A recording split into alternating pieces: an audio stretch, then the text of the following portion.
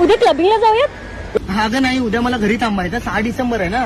अरे हो, ते तुमच्या बाबासाहेबांचं काहीतरी आहे ना? अगं काहीतरी नाही, ते पुण्यतिथी आहे. अरे हो, तू जा जा. सगळ्यात जास्त बेनिफिट्स तर तुम्हालाच मिळतात. आम्हाला आणि तुम्हाला? अरे आमचं काय, आम्ही ओपनवाले. नाही, मी ते कोणत्या जाती धर्माबद्दल नाही बोलत आहे, मी तुझ्याबद्दल बोलतोय.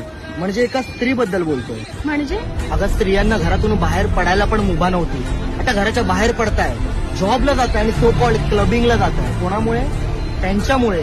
एवढंच नाही तर बसमध्ये लेडीज सीट आहे. हे 40% आरक्षण कोणामुळे? त्यांच्यामुळे. अरे ट्रेनमध्ये महिलांसाठी आरक्षण म्हणून विशिष्ट डब्बा दिलाय. कोणामुळे? त्यांच्यामुळे. मॅटर्निटी लिव्ह म्हणजे स्त्रिया गरोदर असताना 6 महिने भर पगारी सुट्टी मिळते. कोणामुळे? त्यांच्यामुळे.